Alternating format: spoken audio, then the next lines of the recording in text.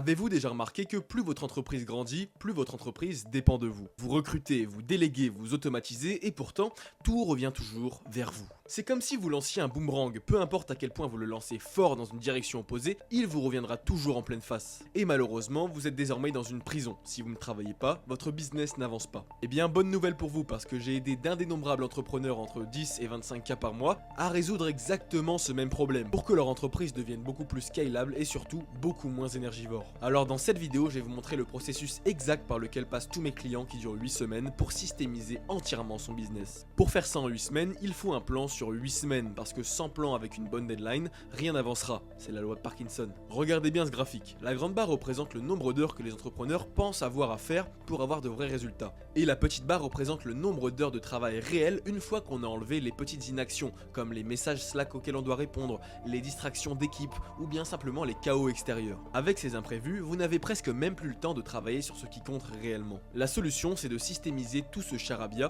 pour avoir du temps pour travailler sur ce qui compte réellement dans votre business. Alors, avec la semaine numéro 1, la première chose qu'on va faire, c'est faire un audit de ces tâches. Et pour faire cela, on va utiliser la ressource 100 Unit of Times. C'est une ressource exclusive réservée à mes clients, mais pour comprendre à quoi elle sert, c'est simplement un document qui résume 7 jours d'une semaine, 24 heures sur 24, et dans laquelle on doit remplir chacune des actions qu'on fait toutes les 30 minutes de nos journées. Après avoir fait ce travail pendant une semaine, on va utiliser cette matrice que tu vois à l'écran. Et pour chaque tâche, on va éliminer si possible, automatiser si possible, déléguer si c'est faisable, et sinon le reste on le fait, car c'est sa zone de génie. Malheureusement, à travers mon écran, je ne peux pas vous aider à choisir qu'est-ce que vous devriez faire, parce que tout dépend de votre business model, de votre niveau d'avancement et même de votre équipe.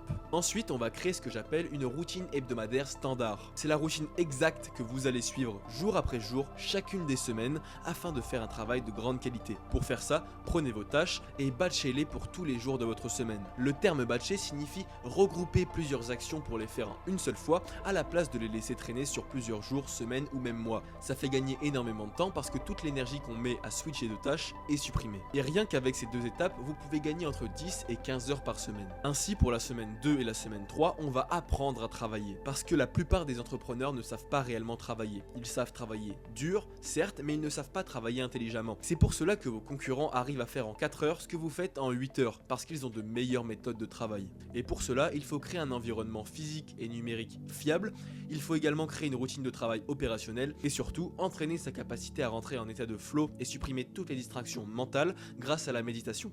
Également, pendant la semaine 2 et 3, je vous recommande de créer votre second cerveau. Le second cerveau, c'est simplement une extension de votre cerveau où vous allez noter vos notes ou toutes les idées qui vous passent par la tête. Cela vous permettra de baisser drastiquement votre charge mentale pour faire un travail d'une meilleure qualité. Ainsi, pour la semaine 4 et 5, on va créer des SOP. Un SOP, pour ceux qui ne comprennent pas, c'est documenter exactement comment une tâche doit être réalisée. Ça va nous permettre de fluidifier et d'amplifier le travail de nos prestataires. Également, ça va nous permettre de standardiser chacun de nos outputs, parce que chaque input suivra exactement le même processus que n'importe quelle autre tâche et donc aura exactement le même output, et c'est extrêmement important.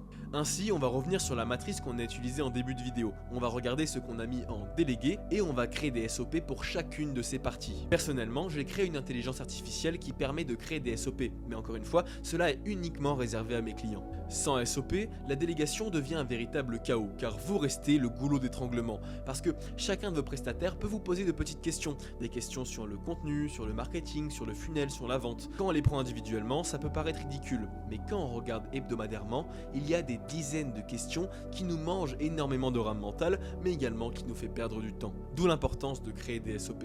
À la semaine 6, on va enfin utiliser ces SOP, parce qu'on va commencer le recrutement. Alors s'il vous plaît, répétez après moi.